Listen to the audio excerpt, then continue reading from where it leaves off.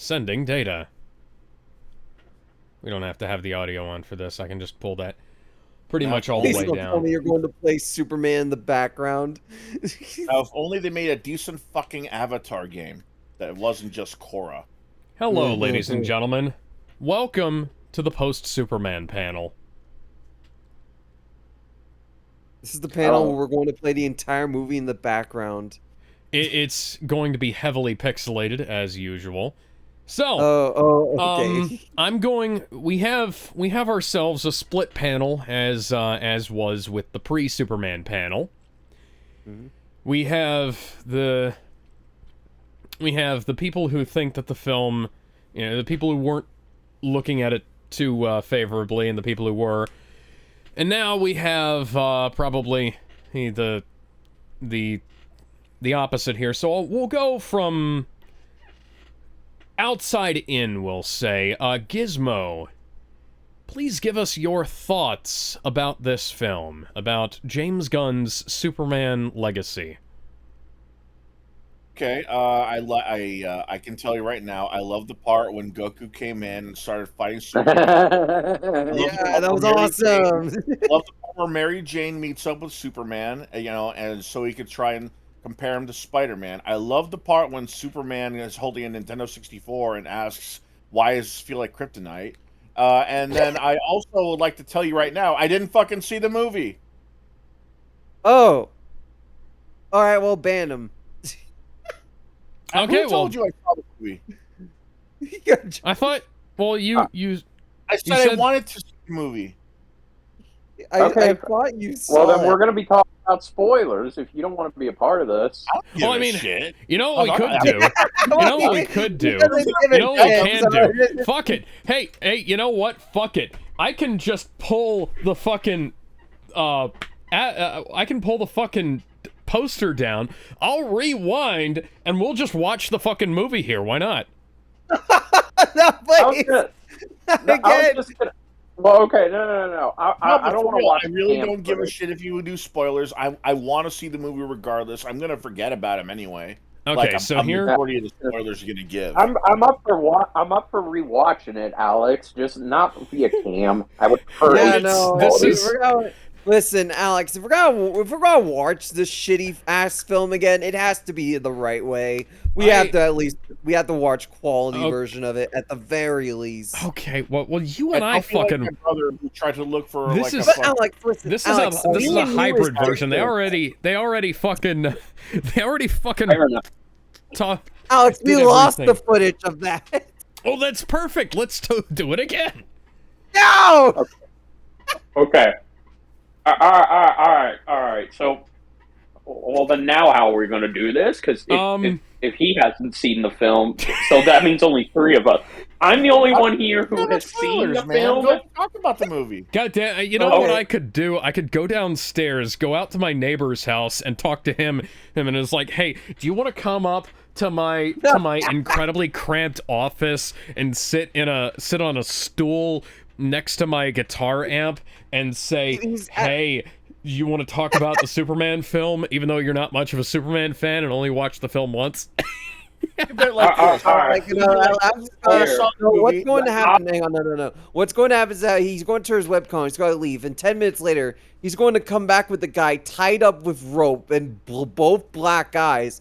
Set him into the chair. The guy's begging for his life. Like you all saw the movie. One of you hated it. One of you loved it. I'm a neutral party because I didn't fucking see it. Okay, so I guess I'll go. Yeah, go ahead and say, Bender. All right. So I'll say this. I did go into this optimistically. I was still looking forward to the experience. I saw the reviews from professional YouTubers, from friends. It was a very mixed. It was very mixed, to be sure, but I wanted to go in and judge it on my own. Now, I had already been spoiled on the whole thing because all the leaks turned out to be true, so I could only judge it based off of. I could only judge it based off of my viewing experience. Now, my viewing experience was fine. I saw it on in my. I didn't see it in IMAX. I saw it at one of my theaters that has an AVX screen, which is essentially the equivalency of an IMAX screen. And I came out of it and I let it sit for a couple of days. I like the movie, but I don't love it as much as I wanted to, as much as I could have. I ended up giving the movie a 7 out of 10, and it's just barely. Now, it's barely a 7 out of 10. Wait, hang on. So you don't even love it? What's the point of this panel? No, the point of this panel is, again, I said I like it, but I can't say I love the whole film as it is. So that means that I'm one of the people who can at least say I think it's good, but I can't say it's great. Would you say it's the equivalent of like almost? Okay, so being essentially, film? this panel is about me and Alex convincing you to lower the score. No, there is no lowering the score. It stays as it is. The only reason, okay, why do they need to blink? I know, right? So, okay, let me just say, are we just saying how we feel in our initial stages, and then as we keep going? Yeah, so our initial statement is going to be, we're just going to say how we feel about the film, and then we're just going to kind of move on and move okay, well then talk in that case, I'm done. Some more detailed stuff. So I guess I'll go next then. No, wait, no, I want to go next. I want to. Yeah, because I have some things I want to say. So I've been going back because I have some reviews that I've recorded but I haven't released because I just haven't had time to edit them. And I've been going back and I've been looking at those videos because I have the audio and I have the scripts, and I'm going through like my Joker 2 review and my my review of the Marvels and Guardians of the Galaxy Volume 3, and then I was going back through the videos I actually have released. And I realized at some point, I'd given this film the same score, and this is a spoiler for the review that I'm currently working on. I'm not going to talk about this. Not going to talk about this. To give a little more of a humane look. Yeah. So I'm just using that. We're just using that as background images. I'm not going to talk about this. So here's what I said. I said that this movie was a 1.5 out of 10, and yeah, and I realized that's the same score that I gave to Ant-Man and the Wasp: Quantumania. And I don't know how I'm supposed to feel about that now that I remember that, because I don't know which of these films is worse. Because on the one hand, Ant-Man 3 has some of the worst compositing I've ever seen, but this film has something wrong with every frame, almost. Every single shot is a mess. David Corenswet talked about this in an interview. I think it was on Jimmy Kimmel, actually. I don't remember because I only saw his side of it. But he talked about how James Gunn shoved a giant wide-angle lens up in his face for a bunch of the scenes in the film, and how it was really unflattering in terms of both performance and here we're about to get to one of the reasons why I think this film is a crime against the art of filmmaking. James Gunn's choice of cameras and lenses on this movie are frankly irritating. I don't think you mean like the exclusive use of the fisheye lens? Well, yeah, the extensive use of the fisheye lens, the fact that he wound up using, because we found an interview he did where he said, "I hate the volume sucks, I'm not going to use the volume." He lied. He did. You can see in behind the scenes that have come out on his Twitter account. He did use the volume. Yeah, in this very sequence here that's playing in the background, he used the volume to film Superman's flying sequences. And I just putting aside the fact that James Gunn is a massive liar. This he said film, he cut the scene out. yeah, this film here, Of course. it bothers me. It Was that bothers me Snyder? on a fundamental. Huh? That was not Zack Snyder. That was somebody No, I else. thought that was Rob Schneider. Oh, Rob Schneider? No, that was not Rob Yeah. Schneider. I looked at No. Rob Schneider. It did. So I'm going to wrap this up by saying this film should not exist in the form that it does. I think that somebody should have stepped in and fixed this. This is at points Neil Breen levels of horrible. Here's the thing, though. Here's the thing. I'm gonna interject. Yeah, go ahead, here. Ben. Warner Brothers did that. They fired the editor and hired a new one. No, I'm and talking started before playing- that. I'm talking like somebody should have put their fucking foot down and said, no, you can't use that camera rig. Because I went back and I randomly, I picked a random episode of Smallville from my hard drive, and I just watched that. Far better cinematography and blocking. Well, no. We don't even editing. need to use Smallville. Superman Returns. It's a Superman flawed Returns. movie. And now bear in mind, I would give Superman Returns a high 7, close to an 8 on its best day. But Superman Returns is turning 20 years old next year, and it looks far better than this film does because it was using more or less it was using outdated equipment and new equipment at the same time. Right. And it has a better sense of photography. And that's primarily because, again, Bryan Singer, for as much of a fucking douchebag that he was, he at least knew what type of camera you should use with Superman. He knew how to film Superman just standing. Yeah, like you're talking about Returns, right? Just double check. Yeah, Superman. Yes. I'd like to add on to that, by the way, Bender. Hang on. The bullet scene. I want to say let me see. The plane scene is honestly fucking phenomenal. Yes, it is. But no, the bullet scene. Yeah, go ahead, Alex. So the framing of the bullet scene, every single shot could be a panel out of a comic. It can be an Alex Ross painting.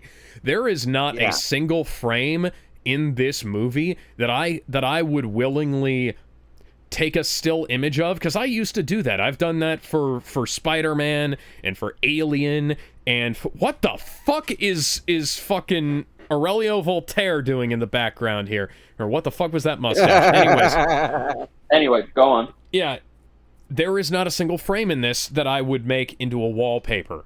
There is so much bad lighting, there's so much bad framing, and we'll put aside the fact that this is a cam rip for a second, and like, this still exists as a problem in the footage we've got. And then we just have the issues of each sequence seems like it's its own self-contained mini-movie, and I'm not talking about in terms of like a...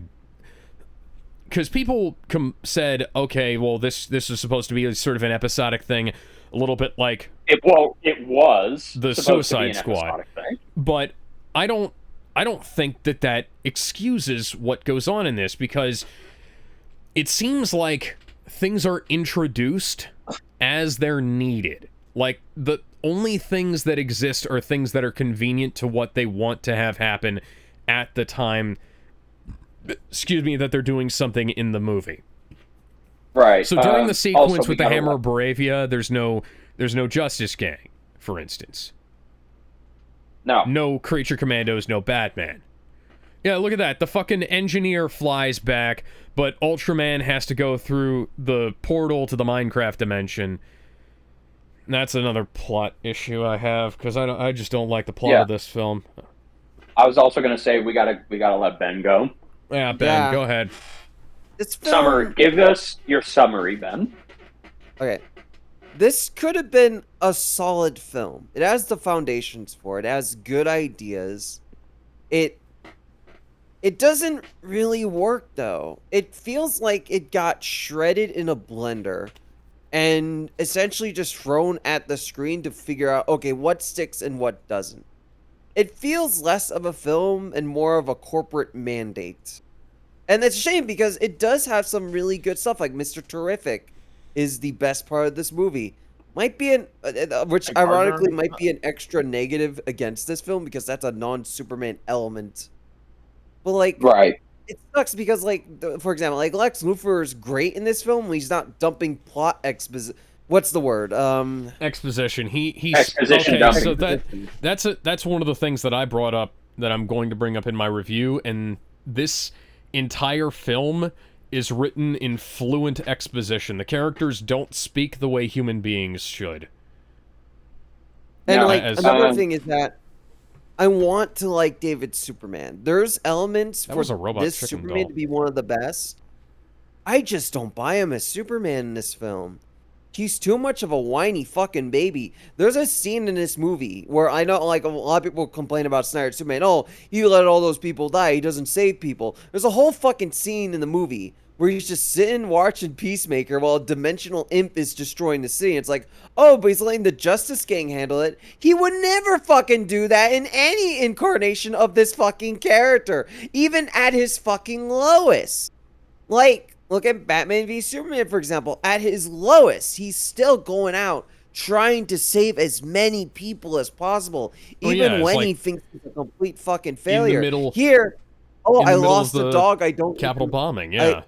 yeah, like in Yeah. the context of like Superman 25, I just don't buy it. And then you have like stuff like Jor-El being a dictator rapist, I guess. And it's like, what the fuck are you doing, Gunn? Like, here's the thing. This movie has earned its scrutiny because of how much it's been saying it's going to be this comic accurate savior of DC, and it's anything but. Like, look at the box office, for example. The domestic's doing good. There's no denying that. Domestic doing really well. The international is a complete failure.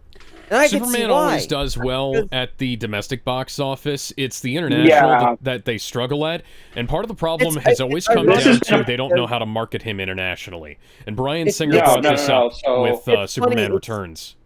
I need to Yeah, bring so- two things about that because it's funny. One, the Snyder Superman sells really well internationally. Yeah. Like consistently, But that that's was the only for version that one does movie. really That well. was only for- But the second thing is, this movie tried so hard to disconnect itself from the domestic box office to try and get the international stuff. Like they got rid of the American Way tagline for the human way, which is so fucking dumb. And then that line It's wasn't not even in the said film. word for word in this. Yeah, It's not no, even that, said yeah. directly word for word in this film. I got off track, but like for example, I think the worst scene in this movie is Superman's speech.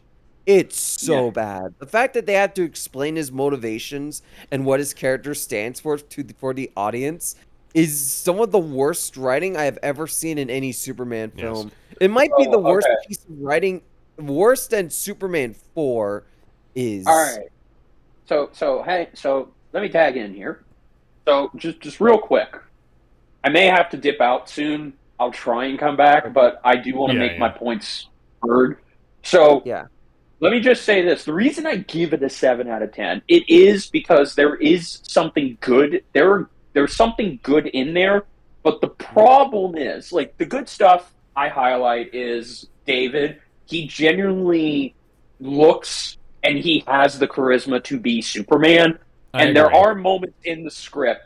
There are moments in the script where they have flickers of that. You see a Yes. small, like the moments where he is saving people, the moment where he is interacting with the kaiju and he's trying to find a non-violent way. He's essentially trying to stop the situation before the Justice Gang come in, because I look at it as, okay, because he knows the Justice Gang, he knows their methods. They're just going to want to take this thing down without even trying to find a peaceful solution to it.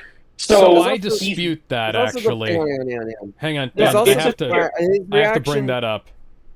I have No, to bring before you something up. do. So the Hang on, before book. you do. No. I have to Uh, bring up the book. because he does know the Justice Gang. He knows their methods.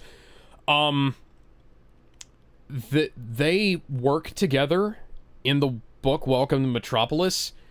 Yes, They don't act anything like they do in the movie in the fucking book. Yeah, so okay, that's a disconnect. So okay, remove that. But again, him being kind. Oh yeah, I'm not saying that we have to maintain continuity between the book. I'm just saying is like this book is canon, and you promoted this shit, and now so we have to deal with this. Exactly. So okay, David as Superman is good. Wait, he is good. Lois is good. I like Rachel as Lois.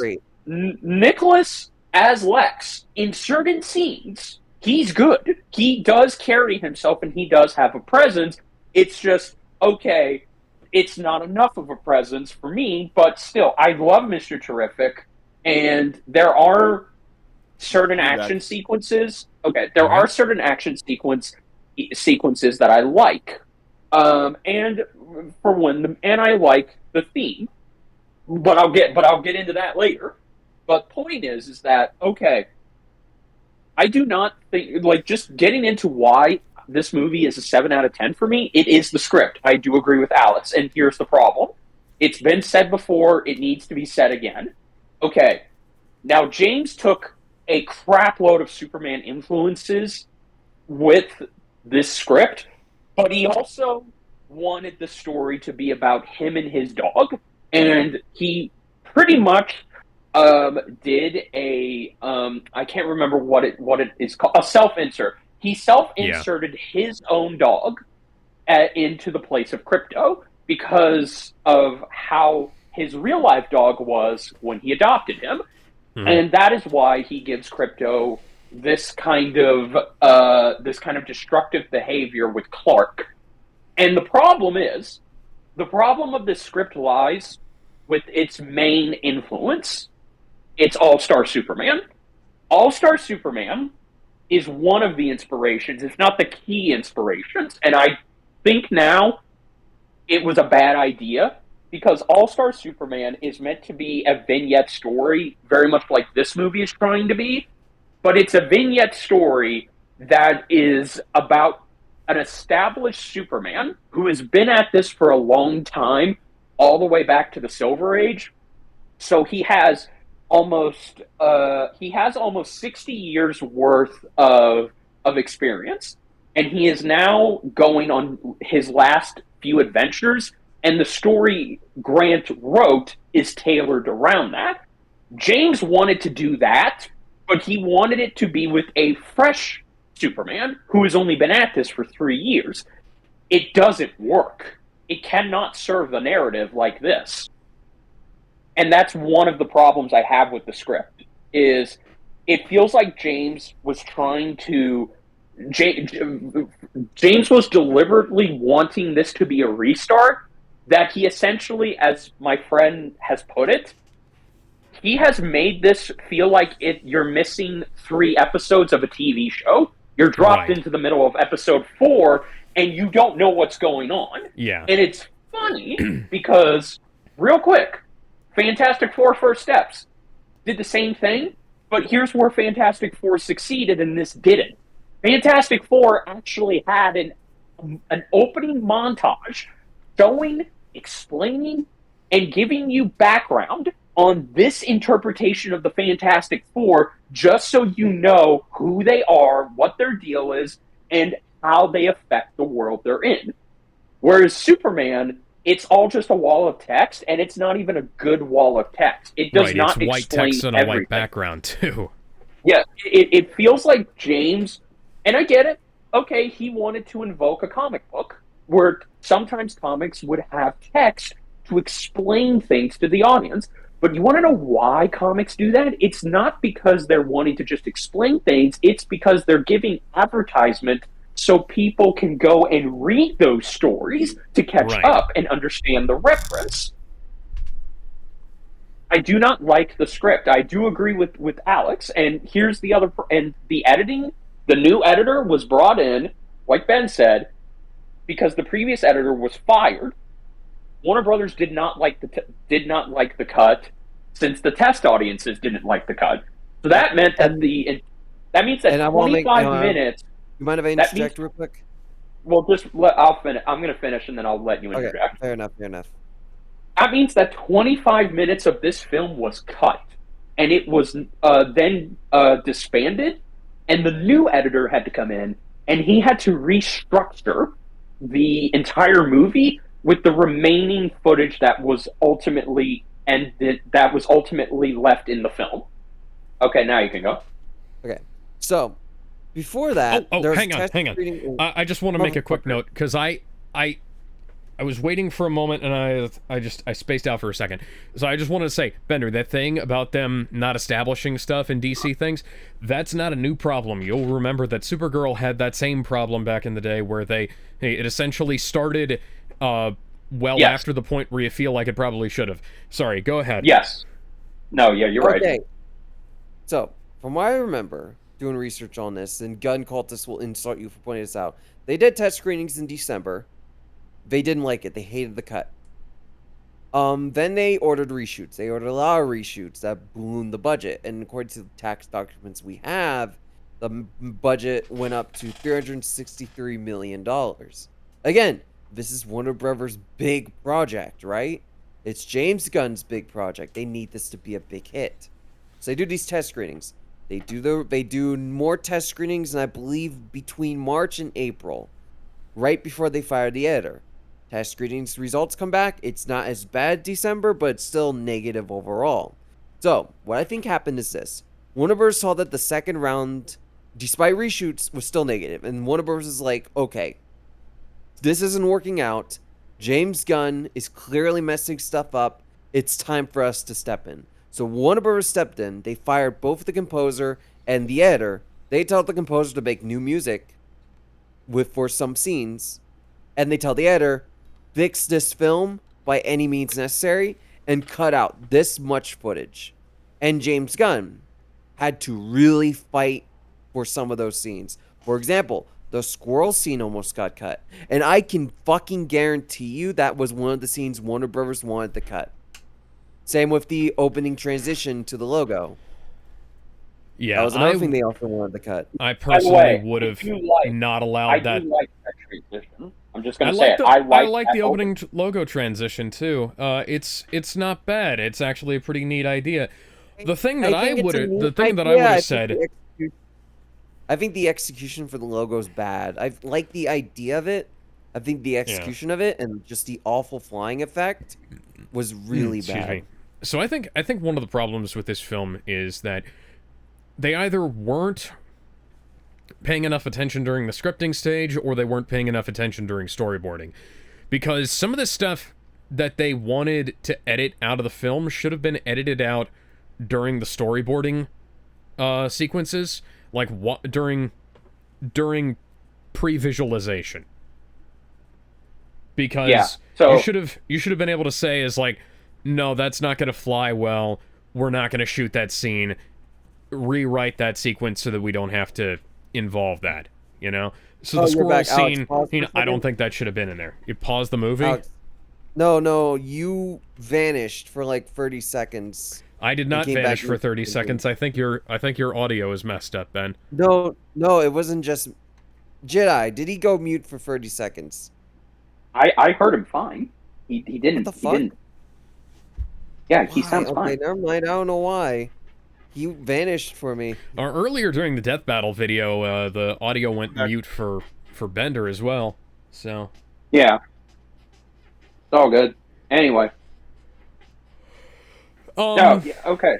Yeah. Now I'm struggling to figure out where the hell I'm supposed to, how to go back and re-explain what I was trying to say. No, go ahead. So what was I saying? What was I saying before you something lost audio? So something before you said that it was either a problem during the scripting stages or the storyboarding. Yeah. So during script and previs, they should have caught that a bunch of this stuff doesn't work. A bunch of these shots are not gonna come across well. So you should have cut that. Like, so if you go back and you look at Shrek, there are scenes that got to rough animation but didn't make it into the film. There are scenes that got into storyboarding only and have temp vocals from, like, I think it's the director or the artist or whatever. And they didn't get Mike Myers to do it because, like, oh yeah, the sequence isn't gonna fly in animation, we'll just leave it out, you know? Yeah, I agree. I also just want to say this. There's also such a thing as test photography, right? There should have been more test photography with this film. Yes, and I agree. Yeah, because this is where you test costumes and camera rigs and everything. You can make sure that what looks good with the rig looks good with the costumes and camera, etc. I don't think they did enough of that. No, and I do want to point out, like, okay, look, I love this. I like this movie. I can't, again, I instinctively want to say love, but I like this movie because but I don't like it, and it's mainly down to Superman himself. Gunn, at the bare minimum, it establishes the kindness of Superman. It shows his character, but what my friend who is a big Superman expert, and even he took time to eventually call this movie just good, and that was it, but he has pointed out the many, many problems and flaws on this movie and why he doesn't fully love it like I do, and I agree with him, and he knows what he's talking about. This movie is about establishing why Superman is the way he is, instead of just, okay, but why do you need to explain this is how he is? Because Superman, real quick, why is Superman good? Why is he kind? Where does that come from? So brought up by humble farmers. Yeah, so in this film, they pretty much the Kents only have like 5 minutes of screen time. Yes, which I'm willing to bet they were supposed to have more. Unfortunately, that got cut. But yeah, so Gunn is trying to show us, and he's trying to say, which, again, I get it, but it is a big misconception. Superman's kindness is always pointed out as, oh, it's being attributed and associated with the Kents. No, it's not just because the Kents teach him. It's also because he lives in a town. The town itself is very humble. They're very they're very community based, and they're often helping each other. Like, hell, if you want a better example of this, go watch season 1 of Superman and Lois. It does a far better job establishing Superman's core characteristics, and it doesn't have to tell a story of, okay, this movie's story, and why I don't like it is, and I can agree with this, and I'm not going to defend it. This movie is about Superman needs to learn to accept who his real parents are instead of learning to embrace the two. Because by the end of this movie, Superman is choosing to be a human, not an alien, because he finds out his alien heritage were a bunch of evil assholes, and they didn't think highly of this primitive planet that he was sent to, but it's his human parents who teach him the goodness and the value in people, so he rejects them, and he chooses to go with his human side. And I don't like that, because Superman is about accepting both sides. He's not a superhuman, he's a super person. He's both a human and an alien. I think, so if I have to say anything about somebody who is both alien and human and kind of embodies both aspects of his heritage like that, Spock from Star Trek, actually. Because during Kirk's eulogy for him in Star Trek Wrath of Khan, he spoilers for that film, but you know, Oh, Alex, it's been almost 40 years old. You can't. Regardless of that, you know, Spock Kirk says about Spock, of us, he was the most human. And that sounds weird to say that about Spock. But Spock is one of those, like his human aspect is as important to him as his Vulcan aspect is. And Superman is the same way. Superman's Kryptonian aspect is just as important as the part that was raised by Kansas farmers. Yeah. One of my favorite lines in Superman history is from John Byrne's The Man of Steel, where Clark says, Superman was never real, it was just a farmer's dream. And that is so impressive, such a good idea, because it's like Pa Kent thinks, oh man, you could do great things, and Clark is like so how do I accomplish that? And this film really doesn't analyze that idea, Well, okay, so I'm not a fan of John Byrne, but that's just me. I don't like his writing, but even John Byrne is a weird dude, I have to say. Like, John Byrne has some weird ideas, and some of the things that he's done throughout his career are a little make you raise a couple of eyebrows here and there. But at the same time, John Byrne wrote some of my favorite lines, some of my favorite scenarios, for Superman, for the Fantastic Four, for all kinds of characters. I kind of feel like him, because he read that at some point Reed Richards was like in college when he met Sue Storm. He didn't realize that Reed Richards was like 13 when he went to college. And so, he has like 13-year-old Sue Storm crushing on like 20-something-year-old Reed Richards. And that's a little bit odd. No odder than when Superman time travels back and kisses Lana Lang. Yes, no, again. Do not like John Byrne's style of writing. Sorry, but kudos to somebody who does no.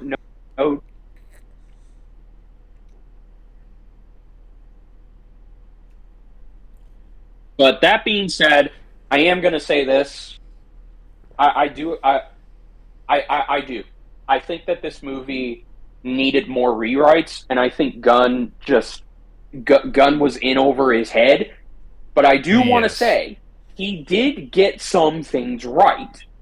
It's just the problem at the end of the day is this isn't a Superman movie, and I wanted it to be a Superman movie. I wanted this to be with three people, and this is how my friend, I'm going to bring him up one last time, said it best. If you wanted this to be if James Gunn really wanted this to be a Superman movie, this needed to be on both Superman, Lex Luthor, and also Lois Lane. And if you needed to insert Crypto in there, then you have Crypto be intrinsically tied into Superman and Lois's relationship. Because here's my other problem. Superman and Lois have been dating for 3 months, we're told, but we are now getting their first fight, and we are now seeing that, okay, it's not working, and there is no substance to this. This is not how you write good romance drama. If you want a better example of how you could have incorporated Crypto and still have a good relationship with Lois Lane and Superman, the idea would have been to have Superman, and I'm paraphrasing how he said it, but essentially it involves getting a dog, which is Crypto. It's not Crypto, but it is a dog, and it's Clark trying to find a way to... It's Clark and Lois trying to find a way to overcome their problems, and maybe the dog is a chance for them to find some way of doing so. Maybe the dog brings out realizations from both of them about each other and how they feel. And if you want a more better visual example of how this can work, I hate to say it, But go watch Dwayne The Rock Johnson's Crypto movie, where Crypto is at the epicenter of the relationship between Superman and Lois. And it's about Superman learning to love both his childhood protector and his best friend and this person that he really cares about. So you can find ways to have Crypto be in this movie, but James Gunn flat out mishandled him by ultimately having Crypto here, not developing his and Clark's relationship, and by the end of the movie, you do not feel like Clark and had developed with either Crypto or Lois, because they gave a actual development for a Superman relationship, but they didn't give it to Clark and Lois. It goes to him and Crypto. So it feels like the movie is really telling you this is the true bond of the movie. It's not Superman and Lois, it's Superman and Crypto. They're the one that actually grows with each other. They actually like one another now. So, one thing that really bugs me about this film that I have to bring up, especially because of where we are in the footage here. So before I get into that, I need to read the chat here. Kevin says Superman 2025 is among the worst Superman flicks, but Superman 4 is still the little worst of the Superman films. Oh, he dropped. Okay. I wanted to ask him something before we left, but hopefully he'll be back. This film also feels like it wanted to be what's so funny about Truth, Justice, and the American Way / Superman versus the Elite without understanding what made it so good. I agree, they're very much trying to lean on what's so funny about Truth, Justice, and the American Way, but without having a fundamental internalization of that film. Something I want to bring up is this. So this film has no discernibly cohesive structure. And this is before we get into, like, this is an editing issue, whatever. I don't think we can save this film in editing. I don't think this film could have been saved with editing. They realized that by the time they hired the new editor. Well, yeah, it mostly comes down to, I see this, and unless there's an extra hour of footage that's just not in the film, this movie has 3 second act low points in the first 30 minutes of a 2-hour movie. So we have the whole thing with the Justice Gang. We have the whole... I love how Shira is stepping up to Superman like she's gonna be able to dominate his ass. I know he doesn't have any special immunity to nth metal, but she's fucking tiny. But, yeah, so we have the thing with the destruction of the fortress, the fight with Lois, the issues with fighting Ultraman, and then the thing about his parents. This film doesn't adhere to basic film structure, because I am one of the most vocal critics of the 3-act structure, because I think it's artificial.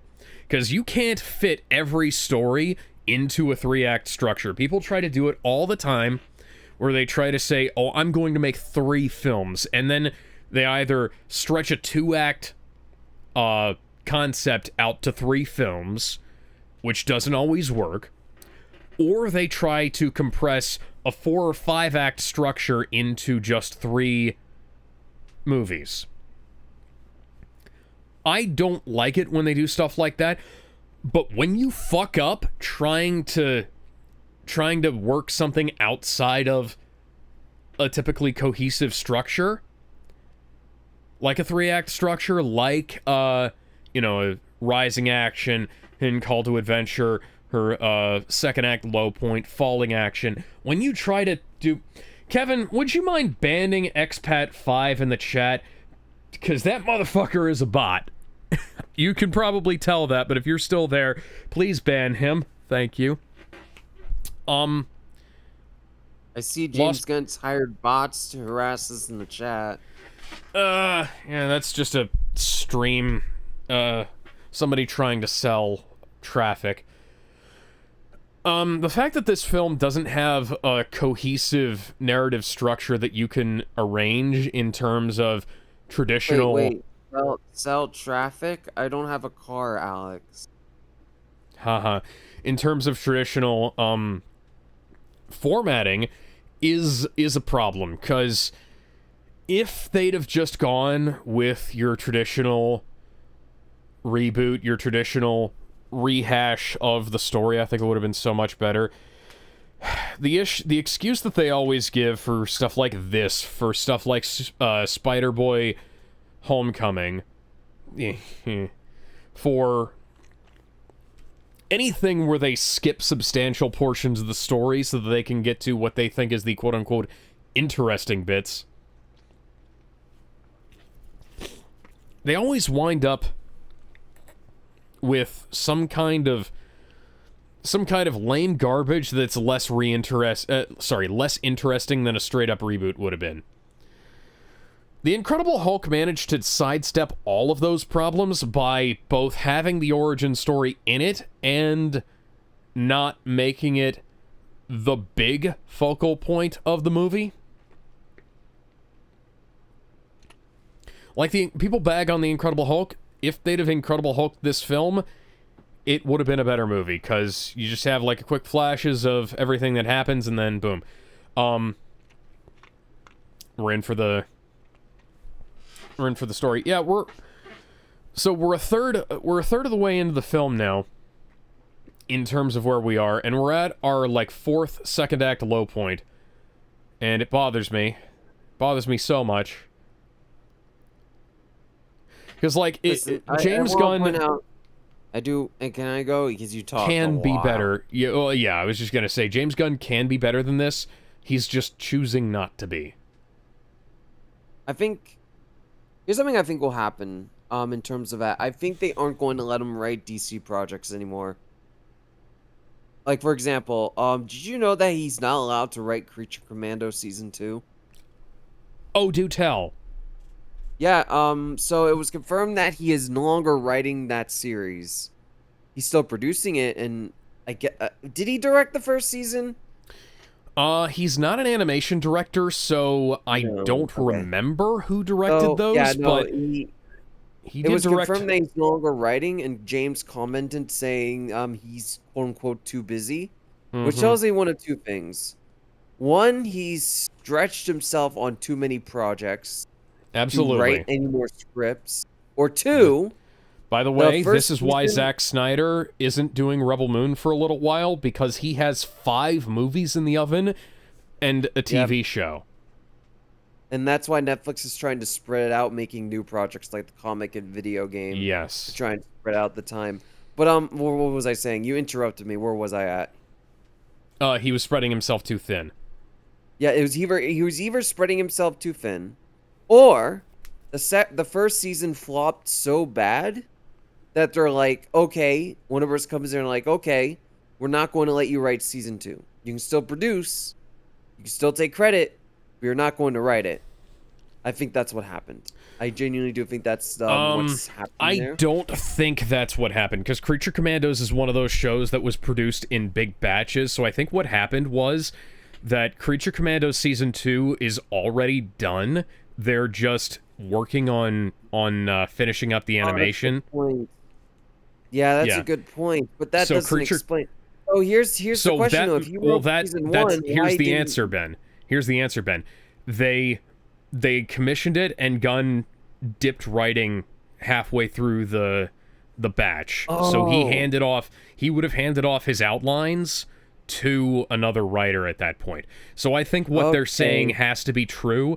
I think what they're saying is that, yeah, James Gunn definitely was, because he's writing for Brave and the Bold, he's writing for her Supergirl, he's writing for, or he's giving fucking Matt Reeves notes on the Batman Part 2, which should be finished by now. It should have already been fucking out.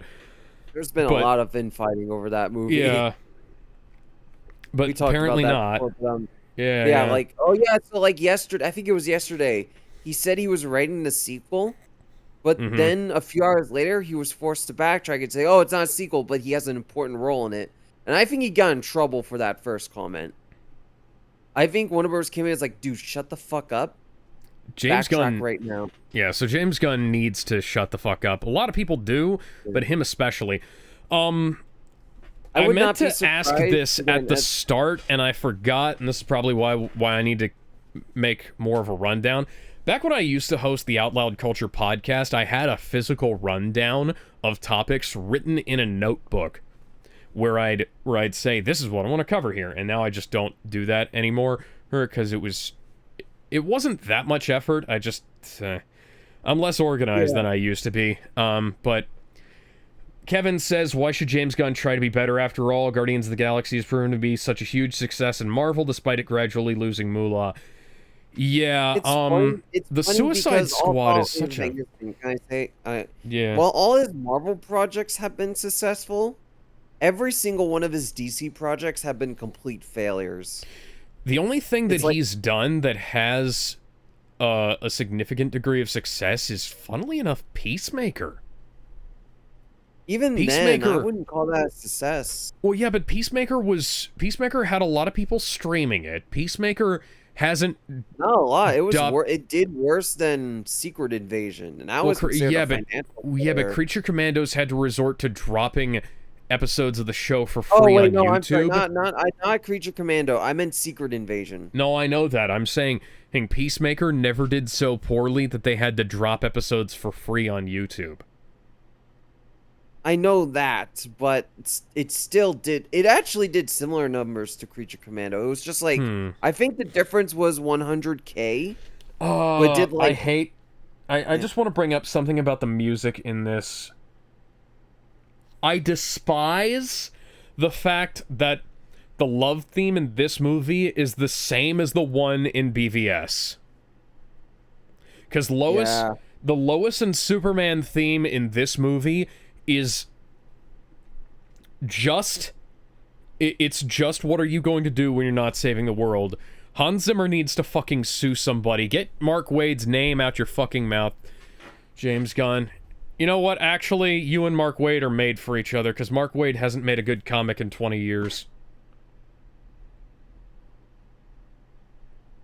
Who's writing the new Batman Deadpool? Is it? No, it's not. Oh no, it's No, Zeb that's Wells. Zeb Wells. Zeb Wells is one of those guys. He goes back and forth. His non-Spider-Man books are the best ones he does. The best ones I think he does is Deadpool. He did like the best Deadpool run, right? He's done really good on Deadpool, which is funny. Is like he actually did really good because he co-wrote Deadpool and Wolverine, and that movie's fucking awesome. Yeah, I thought he would tank that movie with the romance, but it was actually justified in that one. Unlike Oh yeah, I was like, how did you pull Anyway. that off? Yeah, Anyways, yeah. Where was I at? Right. So I was talking about, because here's the thing. With how this movie's performed, and I'm gonna get into this a little bit. It's doing really well domestically, as I said, but it's a complete failure internationally. They're going to lose money as a result. Even if they barely cross the 600 million mark, they're still going to lose a lot of money on it. Yeah. So I think what's going to happen is that they're not going to make a sequel, but they're going to do what they did with Batman v Superman. They're going to make a team-up film. So it's either Right. going to be Superman, Batman, World's Finest. With any luck, they'll get Robinson and Reeves on it. Or Robert two, Pattinson. yeah, I'm tired. It's like 10. Kevin says apparently the world, according to James Gunn's idiotic fandom, is exclusively the U.S. It's like how, depending on where you are, the world is either Japan and California or Japan, California, and New York, and possibly the United Kingdom. Wait, I'll make that point in a second. Oh fuck, where was I at on my point? Damn it. It's losing money internationally. Probably not going to make 700 million. 600 million. Even if it does, it still loses a shit ton of money. So it's like, Yeah. well, shit. This is not, and it's the thing. It's not exclusive to DC. It's also a Marvel issue. Mm-hmm. Because Thunderbolts, new world, a brand new world, whatever the fuck that one was called. Thunderbolts, Fantastic the New Four. Avengers, and Captain America, Brave New World Order, and Yeah, they're Fantastic all Four. bombing internationally. Even Fantastic Four, which was doing pretty well number-wise at first, is doing significantly worse now. And so, because of that, you can't really afford a cinematic universe. Right. Unless you really cut down the budgets. And you can't really do that with these big-budgeted comic book movies. Like, again, Superman went from having a budget of $150 million to $363 million. Well, here's what I was going to say. This movie does not need to have a $363 million budget. It didn't need to have a $225 million budget. You could have shot everything that's in this. We could have gone back to... Okay, so Kevin says Superman should have been able to make all this money by himself. He shouldn't have needed lame-ass Guy Gardner, Kendra Saunders, Mr. Terrific, or Metamorpho to make this much money. I agree. Nathan Fillion was horribly miscast as Guy Gardner. Dude should have been Hal Jordan. I also agree. So, here's the thing. Fuck what the people think about this shit, right? Fuck what the audience thinks about it for a second. Let's just talk budget-wise. We had a LexCorp set for BVS and Justice League. We had a Daily Planet set for Man of Steel, BVS. We had a Daily Planet set that was for Superman and Lois and Smallville. We had Kent Farm sets for Smallville, Superman and Lois, and Man of Steel, BVS, and and Justice League. We have sets, props, we had sets, props, and costumes that were already made. Why, in the name of all that is financially sound, did they feel the need to scout new locations, build new sets? Because they destroyed the Superman and Lois set. Like the Smallville, the Kent Farm Smallville set, that's gone. They destroyed that. We could have shot the movie there. The sets for the Daily Planet, could have shot the movie there. We could have saved so much money by not building new sets. And I know I'm essentially advocating for the Canon Films approach here, but Warner Brothers is in such dire financial straits that a little bit of creative reusage could have been fine. And like the Daily Planet looks mostly the same anyways from iteration to iteration. Why not just reuse what we've already got? Why not throw David into like one of Henry's suits, you know? Because they didn't even decide that they were going to put the fucking shorts on until the day before they started filming. I don't know why they did that. That's not something that should have been... Like, that should have been part of the art design from day one. I don't know why they feel the need to do all this shit. And apparently, Lex Luthor here, Nicholas Hoult, had to shave his head and wear a skull cap. Ideally, he should have been able to do one of those two things. The skull cap is the thing. The wigs in this film are atrocious, by the way. Hey, and they make the wigs look worse because of the way they shoot them and the way they style them. So like the Clark wig that was it's like reshoots. In the reshoots, Corin Sweat is wearing the fucking broccoli wig, and that's because he had to shave his head for another movie. And the broccoli wig is almost as distracting as CGI shaky lip Cavill was in Joss Whedon's Justice League. The bowl cut wig that Guy Gardner is wearing, if you look at the behind the scenes, it starts off looking fine. But apparently, Alex, there weren't any brown M&Ms in this movie. There was nothing but burnt Skittles in the bowl. I think there were some rancid M&Ms in here. But apparently they were just cutting new wigs for Fillion every day of shooting. Why would they do that? Why wouldn't they just have the one wig, or have him grow his fucking hair out? Or better yet, not cast him in a role where he needs to wear a fucking wig. Hell, Batman v Superman, Ben Affleck is wearing a hairpiece throughout that entire movie. Justice League as well. I didn't even know that. Exactly. Nobody knew that wasn't his hair unless you looked at him and then it was like, hang on, he doesn't have a widow's peak in real life. What am I thinking of? Oh yeah. Fuck, what's his name? Loki. Tom Hiddleston. Tom Hiddleston wears a wig for most of his scenes as Loki. You wouldn't be able to fucking tell that, because the wigs look fucking great. And, you know, you can make somebody's natural hair look like a wig. You can make anything look bad if you try hard enough, or don't try hard enough. But the production design in this film is atrocious for an over $300 million movie.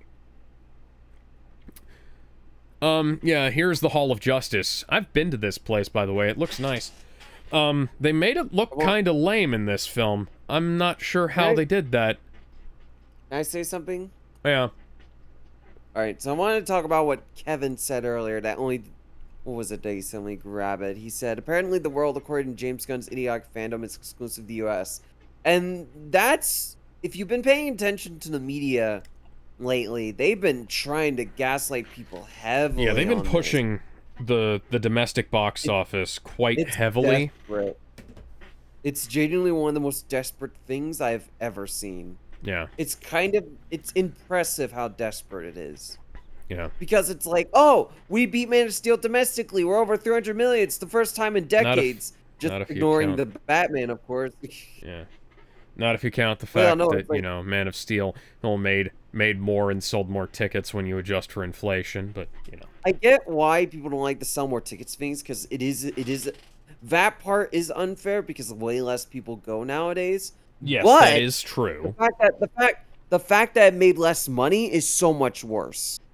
Mm-hmm. Tickets cost more money now.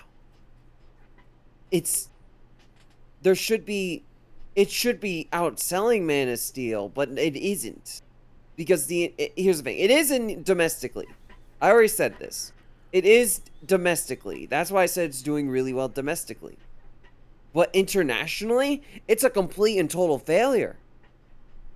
Look at the numbers for Man of Steel, how well it did internationally, and you see the problem there. Well, yeah, that's one of the things you and I brought up. We were talking about the international numbers. I can't remember if we talked about this on a stream or off a stream, but I looked at the international numbers, and the list of territories that Man of Steel opened in is far greater than the list of territories that Superman Legacy opens in. The fucking blocking in this scene is killing me. I don't want to talk about this. I'm trying to say that for my review. You said far greater for Man of Steel. It's far less. It only opened in 20 markets. Did 20 it? Plus market. Man of Steel opened in 20 plus. Hang on, let me pull up our conversation about this. We talked about the sport. I know we talked about this before, but the thing was that. Yeah, no, Superman 25. So on Box Office Mojo, though, on Box Office Mojo, they list all other territories. There's a less detailed breakdown for the territories that aren't listed. So, let me just search our DMs here. Box Office. Yeah, no, like when Man of Steel opened with like 25 markets when it first opened. When Superman 25 opened, it opened up in 70-something territories. Or markets, I should say. 718. Okay, so yeah, so I'm looking at this here, and so the number of territories. Okay, so for Superman Legacy, we have 36 countries listed. And out of 195 recognized United Nations nations. And then let me see here. Where did Man of Steel go? Because you and I we messaged this back and forth a bit. I'm going to have to be right back. If you could find that for me, I would appreciate it. I wouldn't even know where to look. I'm gonna be honest. Just search box office and then start. That's no, we're not gonna find it based off that. I'm not even going to try. It's yeah, no, I'm not. Yeah, no, it's not there. I'm effectively, what was I gonna say? So the issue is Superman Man of Steel opened in far less territories when it first came out. Superman went all out and opened up in basically almost every territory or market, and it didn't pay off. And because of that, what do you do? And Okay, like they I'm have back. to spend Regardless of Okay. what, regardless of whatever, whatever we found, the point was Man of Steel made more money when it opened in less countries, and it made, not only did it make more money in less countries, well, fewer countries, but it also managed to have more notable entries than than this film has. So there's a far more detailed breakdown of the money that Man of Steel and BVS made. I'm not saying that means anything, but in terms of box office gross, it's not doing well. Now, I suppose we should talk about the plot, because we've talked about the no. we talked about the structure. I was gonna make a lot. another point before ending Yeah, it go off. ahead. Because without the international market, you can't really justify a cinematic universe. Yes. Because it costs so much money to maintain, like ridiculous Dark amount. universe, You can't. The only way you can justify is making one film at a time, which is what 3 to 4 of one film, 3 to 4 years. That's not sustainable for DC. No. Well, here's And the they're not thing. gonna do that. If you keep the budgets around $100 million and you adhere to the comics slavishly, you can make it work. Yeah, no, like okay, that's a fair point because what they need You to can get do quick turnaround, but because they're not going to do that. they can't rely on the international market. So you have to rely on domestic. And even then you have to remember it. The theaters take 60%, which is why this movie's making a Right. big of a loss as it is. So you have to keep the budgets super low, which we know they don't have the ability to do. They have to make these good scripts, which may or may not happen. I don't know what Supergirl's going to look like. Apparently, they're rewriting it to have more Lobo stuff, which may or may not end well. But no, like you need to cut down on budgets. You need to lower the number of projects, like 1 or 2 projects per year. James Gunn wants 10 projects per year. Like apparently he wants 2 movies, 3 shows, yada yada yada. It's not going to work. Marvel did this and it killed them. The whole thing that Marvel did led to this exact scenario. So if the DC universe wants to exist, they need to cut down on everything, and I don't think they can. And it's funny because James Gunn was brought in for exactly that, to keep the budgets down. But Yeah. it didn't work. It just didn't work. Which is a shame because the action scene playing right now, with Mr. Terrific, is the best in the entire film. Why the rest of the film couldn't look like this, I don't fucking know, man. It still suffers from some of the issues of the lenses and the filmmaking in general of this movie, but it's so lively and so snappy. We were talking about this during the Death Battle stream. There's so much feeling of impact with all the things that go on here. It's like, I love how they have to show all of these guys moving, so it's not implied that they're dead or anything, even though a lot of them probably would be. That guy's got a brain hemorrhage. Like, there's just so much going on in this scene that it's delightful. It's delightful to watch, and I'm gonna watch this scene on repeat when I get the Blu-ray in, but that's gonna be the only one. My big problem,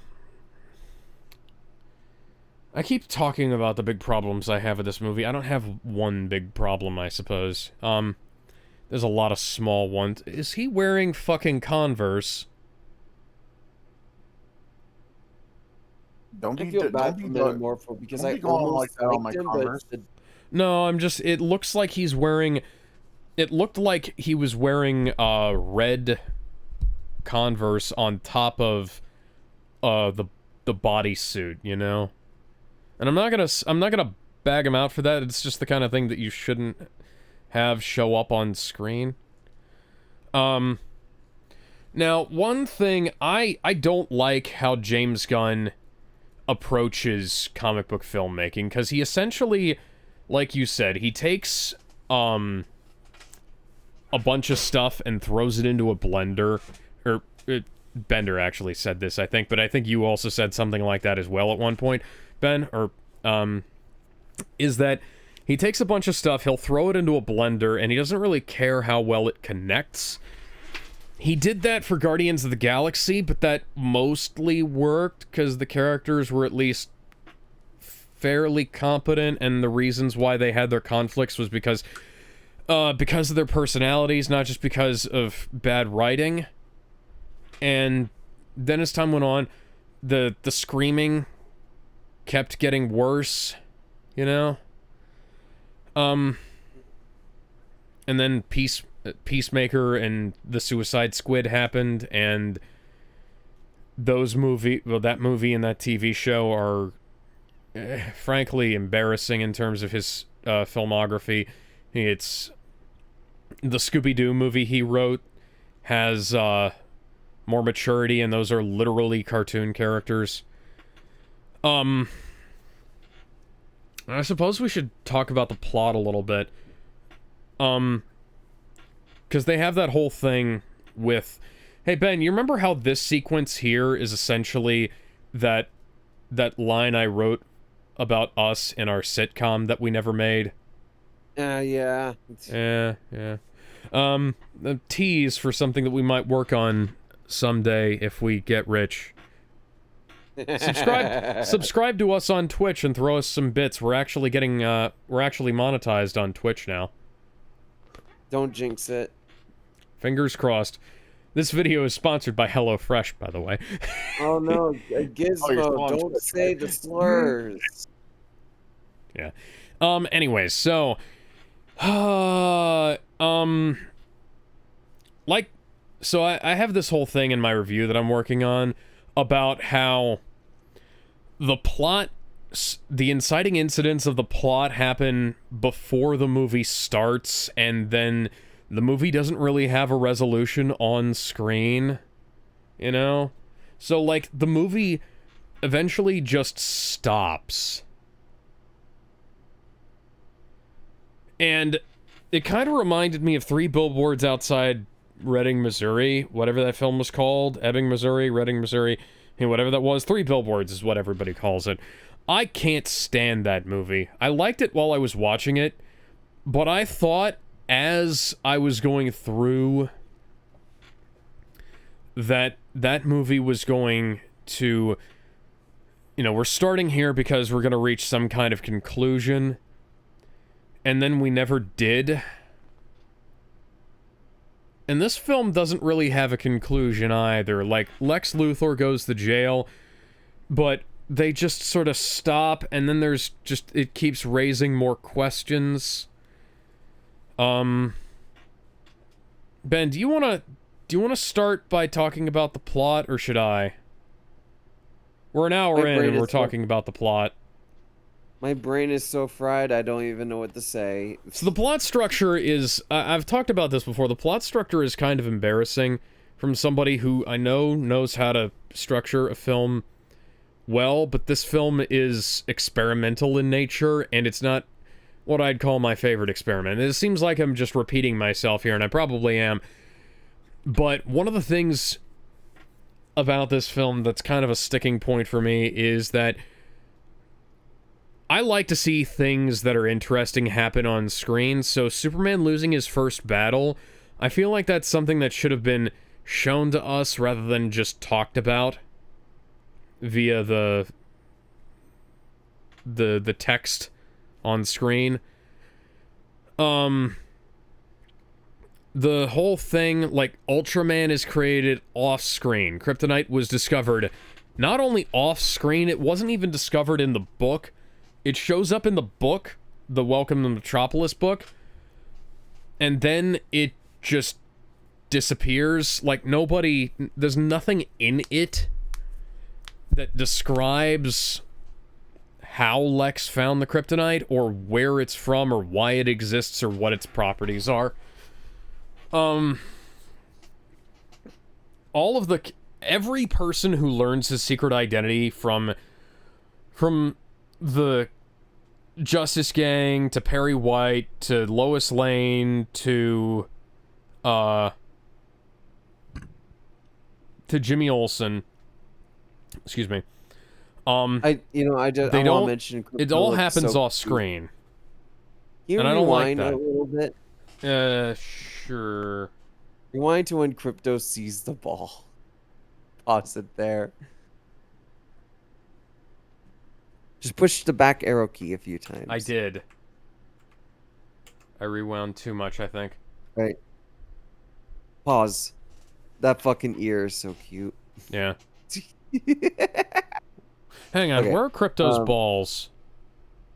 Don't question it. No, legitimate question. And where are Crypto's balls? No, we're not. No, we can see dog. We can see dog penis.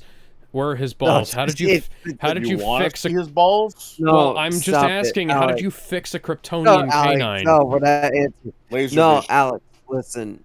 No, do you want horny Kryptonian dog to fuck everything? This is not Michael Bay's Superman. Balls, Alex. They took his balls. They had to. They didn't have a fucking choice. They need to. All right, we need to find the person who did that and snap their necks. No, why? This is a good thing. Crypto needs to have puppies. We need to make sure that the lineage continues. This sounds like a fucking nightmare and a million deaths waiting to happen. Yes, I want this world to end. You want this world to end with puppies. I want the puppies to take over the planet.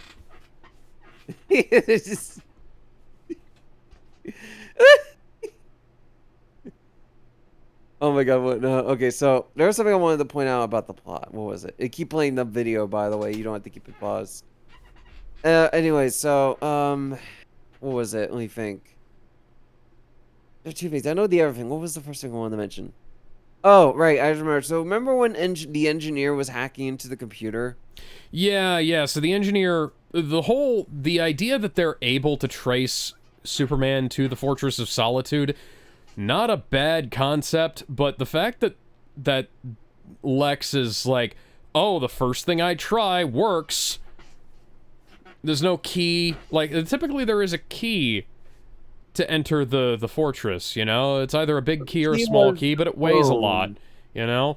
And the key was the clone, which is stupid, but it's a key nevertheless. Yeah, no, it's lame, and it's one of those examples of you changed it, and if you hadn't changed it, you would have made things better. Like, this was an unnecessary change. All it did was create more questions. All right, just but that wasn't leave it the way it was. That wasn't the point I was going to make. My point was... engineer, when the engineer finds the fortress, they use Ultraman to get in, and then the engineer hacks the fortress computer, somehow does not find any of the videos, any of Clark's home videos. I was going to point this out. Why doesn't she not know that he's Clark? Did he put those in after? If so, why did he do that? Because he knows the computer can be hacked by other people. Even if he did, there still should be something about his human lineage. Mm-hmm. There's no reason for that not to be the case. Mm-hmm. There's no reason for that. Like, No. it should know. There should be, like, some kind of video of him saying his real name. Or something. But no, there just, for some reason, isn't. But the second thing I was going to point out is the Jor-El thing. It's not only the worst scene in the movie, it also has ramifications that are going to haunt this version of the character forever. Well, yeah, because this essentially means that there are either going to be a lot of fucking questions about the way this film ends in Supergirl, or Supergirl is going to be a terrible movie. Terrible movie. Yeah, because removing that aspect of Jor-El, like the actual character, and making him into a dictator is just... It's going to destroy whatever her arc was going to be. Well, It's supposed to be based off her It best also comic. conflicts Yeah. with whatever story that's been told before in the comics too. Well, yeah. So there's even two. when they changed, because even when they changed it in like the My Adventures with Superman. well, no, not even with My Adventures with Superman. I'm talking like when they brought back Superman. You know, like made him like all American and stuff like that. You know, even when Jor-El was like different. You know, when her parents were different and saw Earth as too primitive and like, oh, how dare they touch raw soil, you know, that kind of thing. They still loved their son, and there were still people at the end of the day, you know. Right? But yeah, you're talking about how in post-crisis, Pa Kent is out in the fields, and he's you know, plowing, using a pitchfork, and she's like looking upon like a. It's funny how young Jonathan Kent kind of looks like how Clark looks when he grows up. That was kind of funny. Hey, but yeah. I mean, it is proven that orphan kids will eventually look like their orphan parents too. Well, yeah, that's one of those. It's like a combination of like a style thing, and I think like just it's weird. Like I fucking hate this scene. I'm losing my mind again here, looking at this bad cinematography. But just yeah. So what you're saying is like you. Sorry, what were you saying? I lost my train of thought. I was saying that how Jor-El's portrayed in the movie. Yeah. Hearing, it kind of conflict. It clashes with how Jor-El is seen in the. The way I've seen it summed up is like a picture of Bradley Cooper with the caption, "You can rape them, Cal. You can rape them all." Ugh. And like the whole concept here of My Adventures with Superman had the Kryptonians as like they leaned into the thing that the Kryptonians tried to shy away from of them being like all-powerful warrior conquerors and whatnot, but they had Jor-El and Lara Lorvan as kind of the outliers there. Now, what James Gunn has insisted that the message from Jor-El and Lara Lorvan is real, which is either a great example of him leaning into a heavy misdirect or just him coping and seething again because he doesn't understand the fact that this is fucking awful. And it's just terrible. It's like people desperately need this to not be real. Everything that's wrong with this film is summed up with that whole thing there. But yeah. I'm so confused why James Gunn will go off claiming comic accuracy and then do the Jor-El thing. He does. There's a lot of things in this film are comic inaccurate. Well, you'll recall that there were people were talking about that. It was like, oh, Civil War is going to give us the most comic accurate version of Spider-Man, and Spider-Man Homecoming is going to be it's going to be ripped straight from the comic book page, and then it wasn't. It was terrible. It was a fucking I still caricature. Disagree with you. It was a fucking caricature. They haven't been called the Smallville Giants since the fucking 70s. It bothers me, but you know, I read more comics than James Gunn. It doesn't matter. Anyways, yeah, like Spider-Man. This film does the same thing as Spider-Man does. Like they're trying to say, oh, we're really super comic accurate, and then they're only pulling at best surface level things from the. I like how he has model airplanes. I build models myself. As somebody who flies, I can imagine him as like, I'd like to build some planes, you know. Well, but you know, and I'd like to fly. I build planes and giant robots. There's not really any correlation between those two, but you know, Are you living in New Jersey, fighting villains from above?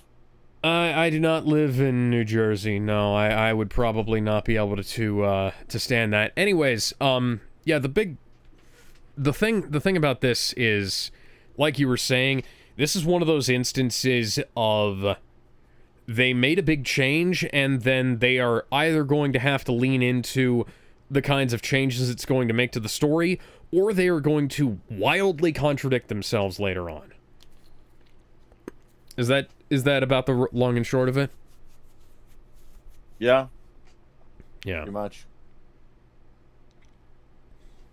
And there's just other examples of that in this film where, like, Lex went to jail at the end of the film, and he's either going to be, like,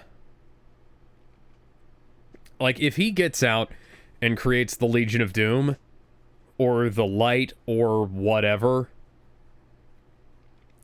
there's gonna be issues.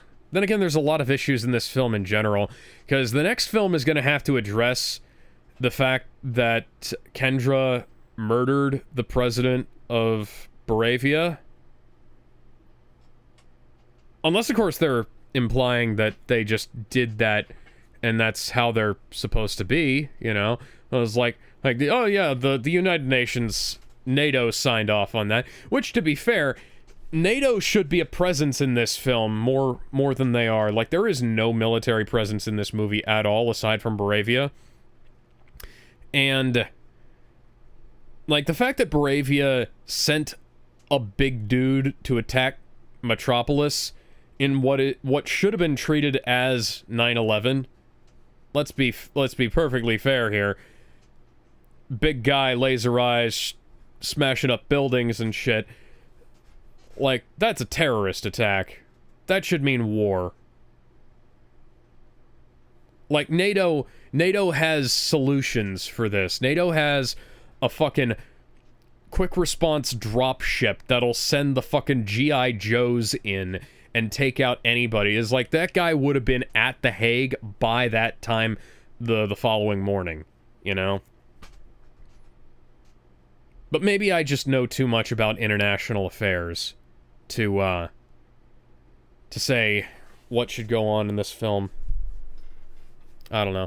What do you guys think about that? Because that's a big sticking point for me. The fact that another nation that's supposed to be our ally sends a guy over, essentially, to fuck shit up, and not the military does not address that. Like, the very next scene in the Pentagon, they just don't bring it up. Excuse me. I think that might be because a Democrat was in office and they would have let that happen. Ooh, political. Yeah. I mean, who even is the fucking president in this universe? Because they have the Space Force. Nobody. They have the Space Force flag up in the Pentagon. Oh, they do. I didn't. Yeah. Even, Like, they might have actually shot that in the Pentagon Situation Room, or one of the Pentagon briefing rooms. Maybe the president was in a coma, so there was no president. So the Biden administration. Oof. This video is going to get us canceled. All right, I'm gonna be honest. Before we continue. I'm falling asleep. I need to make my lunches. So, Alex. Yeah. So we're probably gonna be wrapping this up soon. I was gonna send you my review. You can talk about some of the stuff I mentioned. I'll bring that up. Yeah, so I'm gonna send you my review. At least try to talk about some of the stuff after. Now where would you put this in terms of ranking your Superman films? Because I have it at the very bottom. Kevin has it above Superman 4. I think Superman 4 is better than this movie. Oof. Like, so in terms of plot, they're about even. Yeah, sorry, go ahead. Because I need to think. All right, so worst to best. Superman 4, Superman 3, Superman Returns, Superman 25, Superman 2. What else after? Superman the original, Man of Steel. Am I missing any? Let's see. Superman the movie, Lester Donner, 3, 4, Returns, Man of Steel. This. No, you're right on track. That's 8 Okay, movies. that's mine. So, Yeah. also, you know what? There's something I want to talk about more. Can we talk about how it insults the creators' beliefs and makes Oh yeah, Israel yeah. the villain? That was something I wanted to bring up. This is like this is one of the most reactionary films I've ever seen. And two, I'm not willing to 100% call this film overtly anti-Semitic, but the president of Moravia is a caricature of the first president of Israel. This He whole looks sequence in the no, yeah. like show the. I'm gonna send you the comparison. Show that because that's not fucking.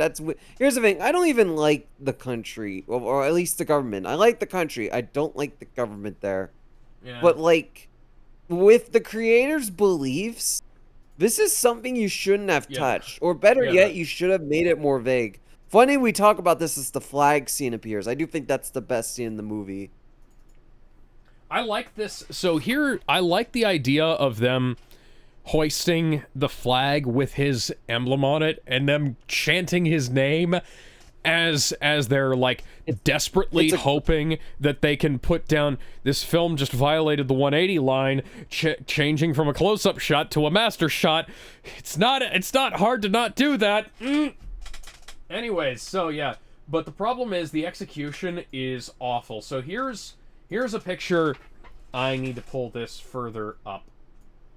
So here's a picture of the top is the president of Moravia. The bottom is the first president of Israel. And there are some other things in this where it's like the Guardian, sorry, the Hammer of Moravia looks like one of those. So there's this thing in Jewish mythology. Oh, it's the Teenage Mutant Ninja Turtles. There's this thing in Jewish mythology about the golem, which is like a guardian statue that is imbued with, you know, spiritual energy and then comes to life to defend the Jewish people. And the Hammer of Moravia looks like one of the golems that is in Israel. And Ben, can you send that image to me again? Of the statue. Yeah, that. Cause I was gonna send the link. I'm gonna send the link to what I was gonna send you so you can read it, and then I'll send you the picture. I'll use the picture. Yeah, I've got that. Oh yeah.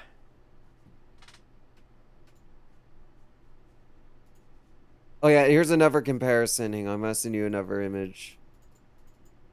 So here are images of golems. They're, you know, guardian statues and guardian figures.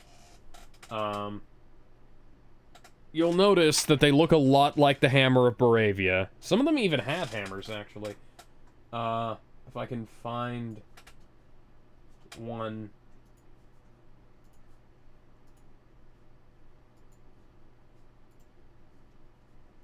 Yeah, there we go.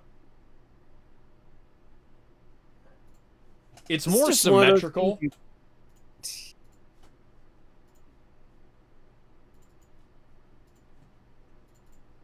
I wish this was something we could call a stretch, but it's so close to it that it's not even. The thing is, the hammer is more symmetrical and it has more like greeblies and stuff on it, but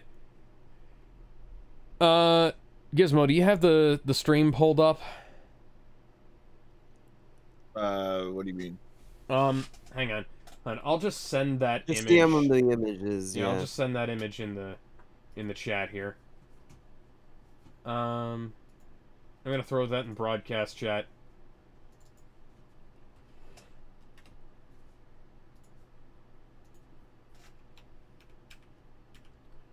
And so they have the president described as a dictator. What are we looking at? Okay, so you see the top image. The top image there is the Hammer of Moravia, and then the bottom image is a golem. It's a specific golem, but it, like, there are other ones that are like it. Notice how they look very similar. like the Hammer Bravia is more symmetrical. Like I said, it has the patches across both shoulders rather than just across the center of the chest. But it has the same general build and the same sort of shape to it. It might just be a bit of a stretch, but I don't feel like it's that much of a stretch at this point, considering how spot on the comparison between the Baravian president and the father of Israel is, which is the next one that I posted.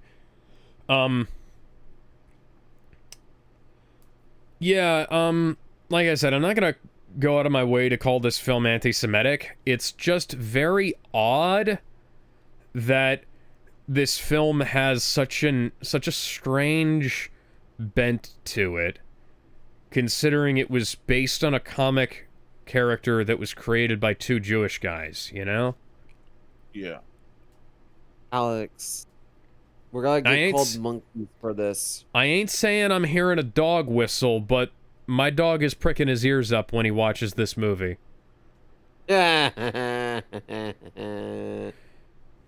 Okay, but I sent you before I go, because I am about to pass out. I sent you my review thing. Go to the section I posted. Just go through Cliff Notes. Just talk about what is related to this. And that's kind of all the stuff I would mention. Like the cuts I mentioned, some of the stuff that I thought was weird. I don't know. I'm falling asleep. I appreciate you having me.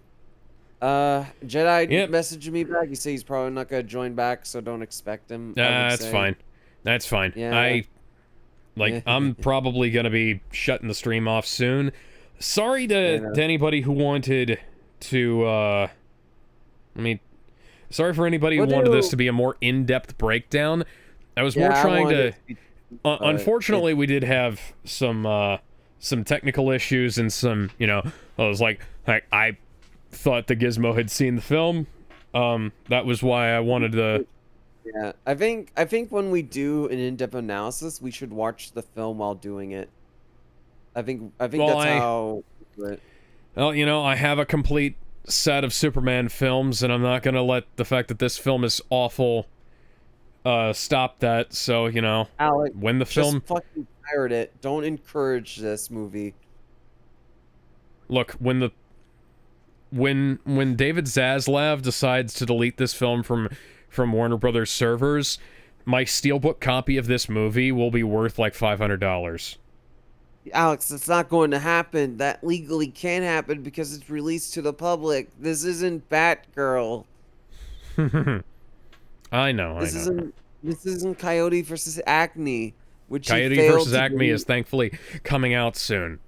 Yes. Next year. August next year. I can't fucking wait. I'm so fucking excited for this film. Alex, I'm more excited for that film than I was for this. You need to fly out to Texas and come to Feeders with me. No. Yes. Just stink me in your pocket. I already bought the tickets. It's too late. I'm joking. I don't have that much money. All right. Take care. I'm gonna pass out. All right. Take care, man. So, the last thing I see is bald Lex Luthor. How fitting. Yeah. Why the fucking spit line between his teeth. Anyways, so now that it's just me and Gizmo, we are now 50-50 on has seen the film, has not seen the film. I have seen the film 4 times by now. Probably going to be more while I'm going through the editing, but between this film, the time I watched it with Ben, and the twice that I've been through it as I've been chopping out clips for editing purposes, I think I've seen this film more than enough times at this point. But I'm trying to pull up the Letterboxd review, and my phone is just not being cooperative. There we go.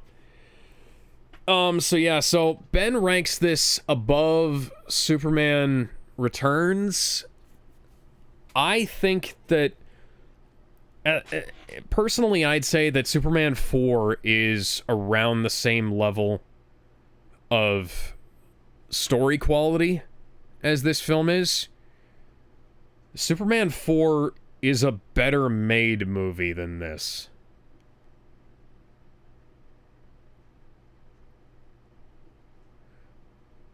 Yeah, no, I said that. Because that film looks cheap, but it is cheap. It's not like this film looks cheap and is expensive. And one of the things is that one of the things that leads me to that conclusion is that for all of the cheap shots and bad effects work and whatnot, Superman 4, the camera doesn't distort the picture. All of the scenes go together, all of the shots go together, all of the, like, just the basic level of filmmaking. People are talking about in terms of, like, Supergirl. Supergirl has more sauce to it than this film does. And that's not good, because Supergirl is a bad movie. And as Ben and Gizmo, sorry, not Ben and Gizmo, I fucked up.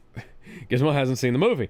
As Ben and Bender have said, like, there's good stuff in this movie, and there's plenty there to enjoy, like, that you could possibly enjoy. But, and like, the casting is great. We got a great Perry White, we got a great Lex Luthor, we got a great Superman, we got a great Lois Lane. The problem is that they all have better chemistry and performance outside of this movie than they do in. So in the promotional stuff for this, Lois, David and Rachel doing great together. Far better than they did in the movie. David has an arm wrestling thing in the film, in one of the promotional things, where he just pulls out a fucking Andre the Giant quote out of nowhere, and he says, I'd like to, it'd be a shame him to make you think you didn't have a chance, and it's like that's such a Superman thing to say, but he doesn't say anything like that in this fucking movie. All he has is corny dialogue and lines that sound like they were delivered by somebody working under George Lucas after having been hit in the head with a fucking shovel. Like, George Lucas infamously does not care about the quality of line delivery. He only cares about speed and volume,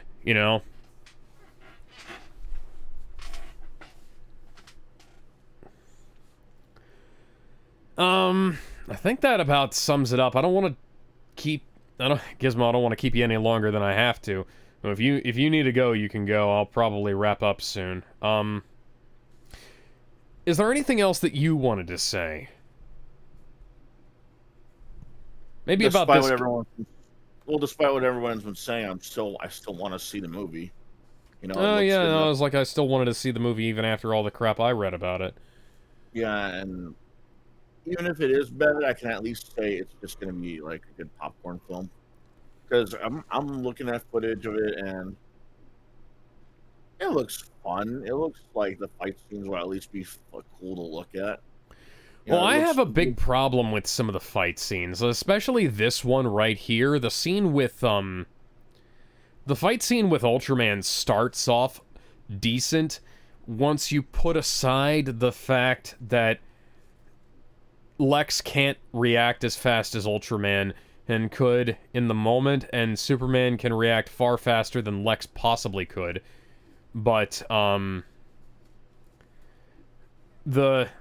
the big deal with this, the end of this fight is bullshit. Like, Superman dislocates his shoulder to get out of an armbar. Now, I've brought this up plenty of times. It's gonna keep coming up as long as it's relevant in the things that we cover.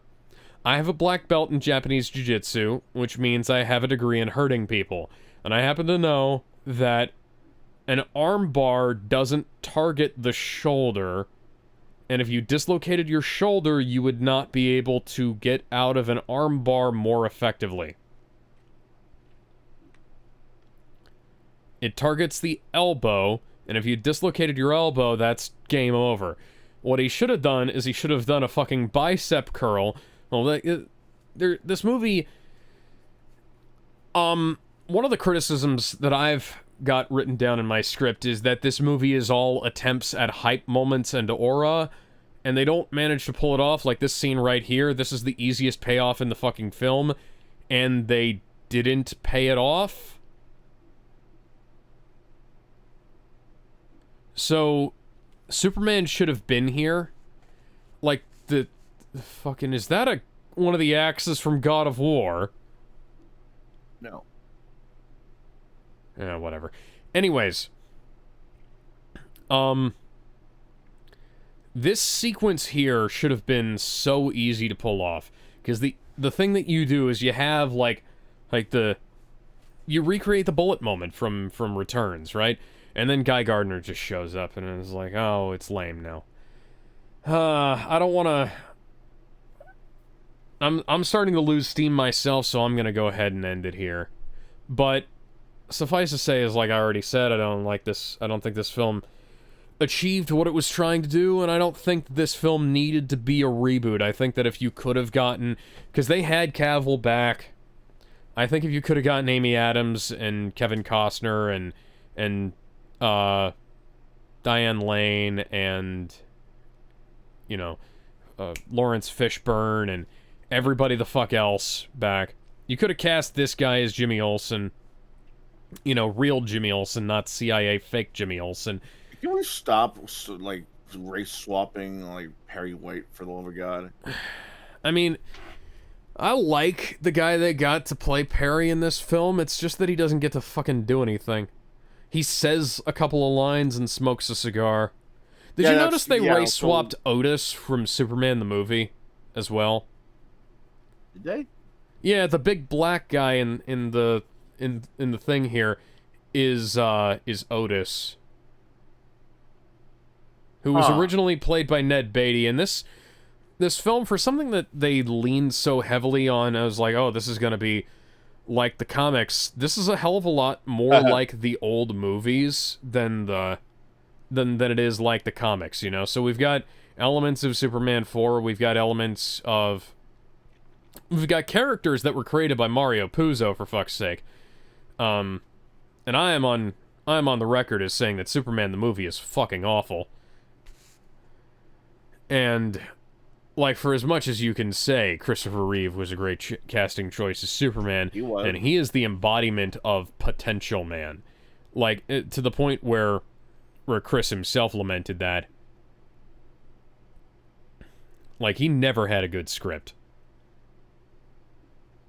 I don't think any of the scripts that Christopher Reeve had were good. My Night with Superman scene. Huh? What about the My Night with Superman scene? That's a scene in a fundamentally broken movie.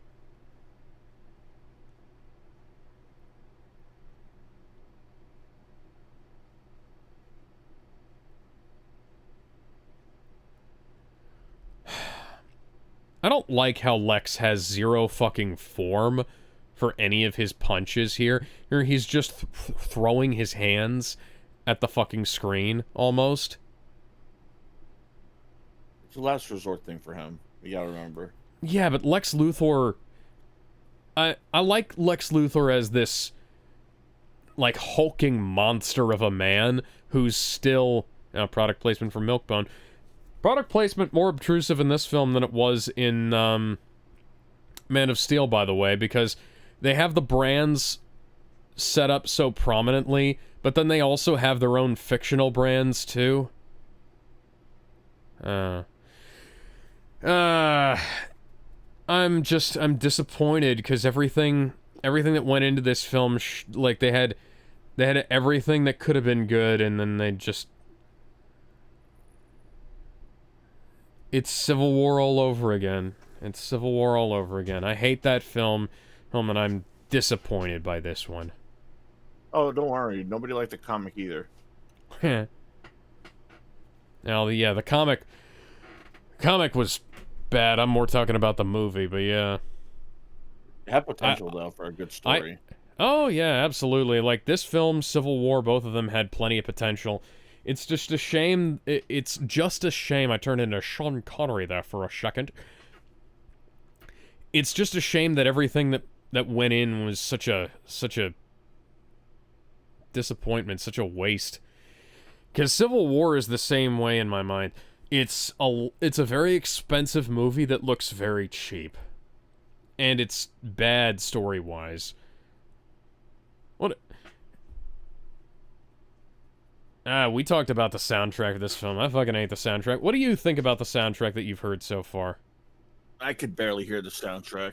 Oh, yeah, you can't hear it here. I'm like just generally though, from what you've heard in some of the other stuff. The trailers, it just sounds fine, but I'm not really a big fan of the guitar riff they tried to do. Yeah.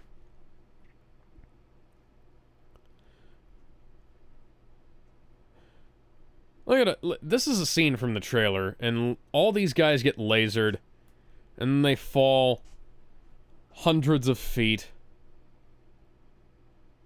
And they're not dead somehow. Yeah, Crypto's in the background. This whole sequence, like, there's more damage done here than there was in Man of Steel. Look at the... Yeah, see, right here. Here, this is what I'm talking about. The wrenching of the arm. And look, he dislocates his shoulder and uses that to fling him into there. That's not how that works. Yeah, but comics. And in theory, if you think about it, that could work if you have an extremely high pain tolerance. Yeah, but, like, the way you get out of an armbar like that, if you do have a high pain tolerance, and speaking as somebody who's trained himself to have a high pain tolerance, you gotta do a bicep curl. You gotta drive your elbow down. Hell, fucking hell. James Gunn had a nut shot earlier in the movie. Superman driving his elbow into Ultraman's groin wouldn't have been out of the question for him. I don't know. I went from complaining about the nut shot, and now I'm talking about how I want there to be another one, but at the very least, like, that would have been something that made a degree of sense. Like, I called out Iron Fist for this kind of crap, too, where they just got fundamental choreography issues wrong. And, you know, I could have told you this for free. Yeah, that's Otis. Anyways, sorry to anybody who wanted a more in-depth breakdown, rather than us just rambling for a while. But, you know, rambling is something that we do here. And, yeah, I guess we'll see you guys, later, tomorrow. We're going to be doing Chronicles of Narnia. Lion, the Witch, and the Wardrobe. I'm going to say the N-word. I hate the backlighting in this scene. It hurts my eyes. People talk about, it's like, the symbology of it is like, he's super strong backlit in this scene because he's powered by the sun. I don't care. I really don't care, because I just can't see fucking anything. It hurts my eyes. Like, when the glare pops, it's so painful. Anyways, yeah, check us out tomorrow. Bye, everybody. Throw us a sub on Twitch if you have a Prime sub.